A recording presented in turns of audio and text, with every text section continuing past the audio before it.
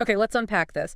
You want the quick version, the real insight into the new Cradle of Filth album, The Screaming of the Valkyries, based on this review you sent over. Right.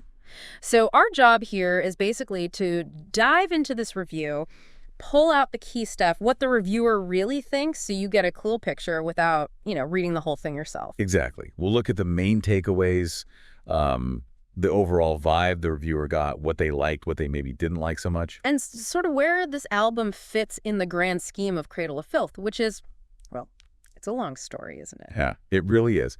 And the reviewer definitely touches on that. They don't just jump into this album. No, they set the scene first, talk about the band's history, the ups and downs. Yeah, they paint this picture of like the early stuff being almost legendary, a different era. Then they map out the more recent years. They point to albums they see as definite peaks, Nymphetamine, Hammer of the Witches. Right, heard good things about Hammer. Yeah, generally well received, but then they also list the troughs, as they call them. Okay. Like Damnation in a Day, Darkly Venus Aversa, Thornography, Manticore, even Existence is Futile. Quite a few, actually. Wow, okay. So a real roller coaster. But the reviewer feels they've been improving lately. Yeah, that seems to be the feeling. A general upward trend more recently, despite those troughs. Now, here's something I found interesting. The review goes a bit deeper than just the music. It asks about the band's, their raison d'etre, their reason for being now. Right. It's a great question. Like, what's driving them after all this time? What are they trying to say? Yeah, what keeps Cradle of Filth while being Cradle of Filth? Exactly. And the reviewer throws in those slightly funny philosophical bits, too, about living deliciously. Oh, yeah, I saw that. Like, what does that even mean for a band like this? Do they even want to? It makes you think about what's going on behind the theatrics. Definitely. So, okay, context set, philosophical musings aside. Yeah. What's the actual verdict on The Screaming of the Valkyries? Peak or trough? Or somewhere else? Well, that's the thing. The reviewer kind of lands in the middle. They use the phrase middling feeling. Middling. Okay. Not exactly a rave, then? Not a rave, no, but not a total slam either. They do point out lovely melodies, and they really praise the guitar production. Okay, that's something. And, importantly, they think the songwriting itself is better than on some of those albums they listed as troughs earlier. So an improvement in some ways. Yes. And they suggest it'll probably appeal to listeners who like that very modern, super polished production. Centimeter perfect, as they put it. Gotcha. The mod cons metal sound. Okay. So middling. Let's get specific then. How is the album actually put together? Any particular songs the reviewer highlights? Yeah, they describe a kind of pattern. Starts fast with the opener, then the second track is apparently more intricate or well-composed. And after that, it tends to alternate between faster tracks and maybe more vibrant ones. They do pick out a few key examples. All right, let's start at the start. To live deliciously. Sounds thematic. Does it deliver? Well, it starts strong, apparently. Kicks off with a riff that turns into thrash metal. Gets your attention. Good start. But there's always a but, isn't there? Seems like it here. While they say it's a great track to start the album, later on, they call the chorus delivery restrained and dull. Ouch. Dull. That's not very Cradle. And they even thought the title itself was cringe. So yeah, a bit of a mixed message even on track one. High energy start, but maybe fades a bit. Interesting. Okay, what about demagoguery? That sounds like it might be more substantial. Was that seen as a highlight? Yes, definitely presented as a potential standout. It shifts gears a bit less thrash, more towards faster power metal, but with melodies. Okay. The reviewer admits having a moment of, like, PTSD for the programmed keyboard intro. No? Said it reminded them of Darkly.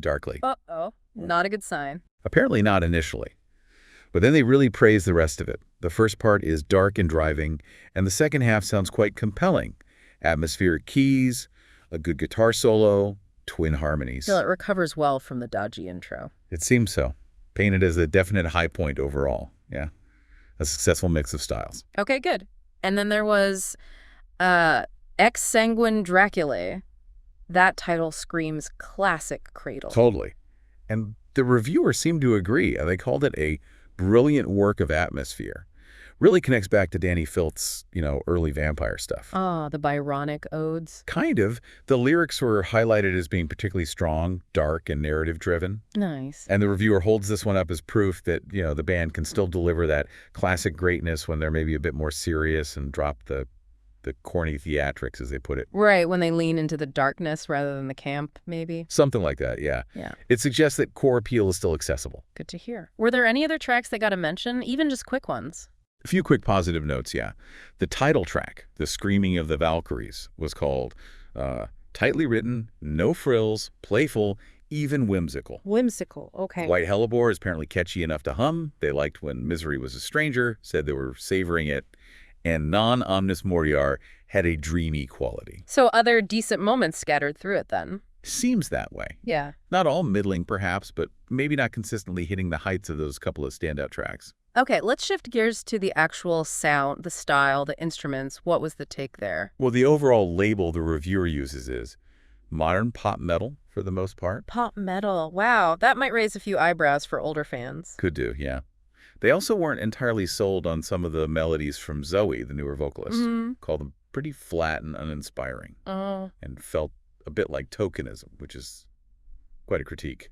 Also mentioned a heavy reliance on choruses in some songs as maybe being a weakness. And what about Danny himself? How's his voice holding up? Still got the shriek?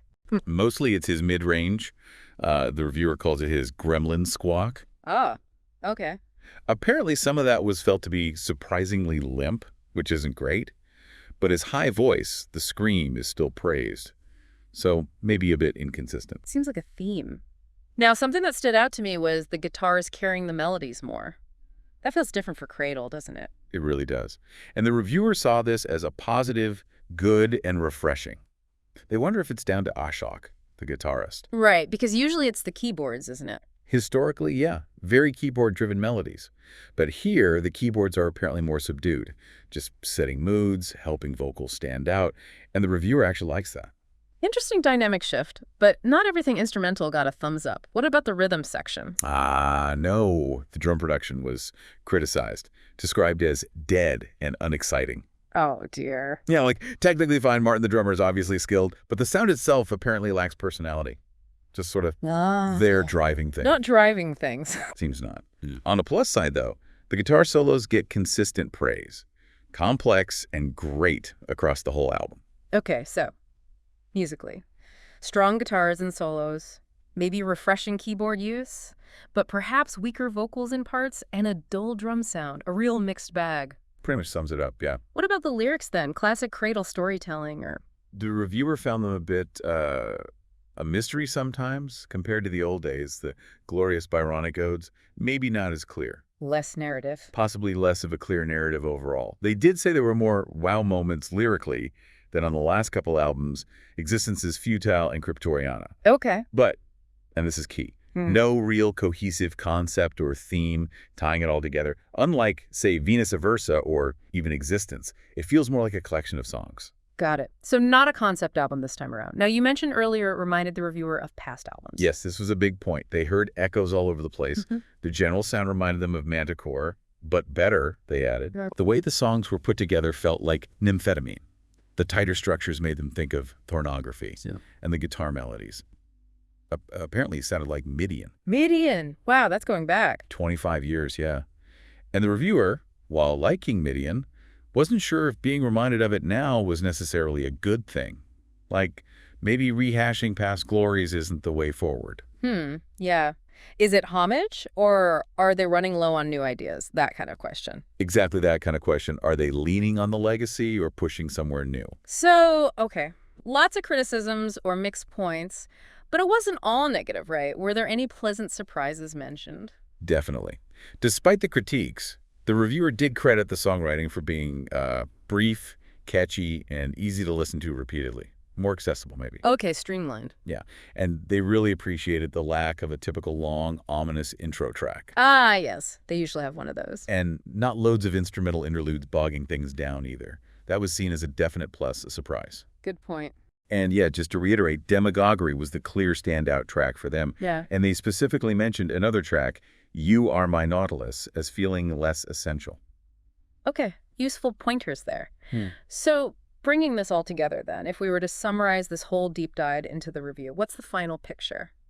It's mixed, like we said. Yeah. But probably leans more towards appreciative than dismissive. Right. The reviewer sees this blend of, modern metal polish with glimpses of the band's past. They highlight the guitars taking the lead melodically.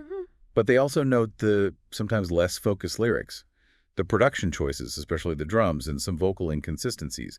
It's got bright spots, but maybe isn't firing on all cylinders consistently. So thinking about that blend, the reviewer described revisiting old sounds, but also trying this shorter, catchier, more modern style. It really does make you wonder, doesn't it? Yeah, what is next? Exactly. Where does Cradle of Filth go from here? Which parts of their huge back catalog might they lean into next, or will they push further into this newer sound? Leaves you thinking. Definitely food for thought for any Cradle fan listening.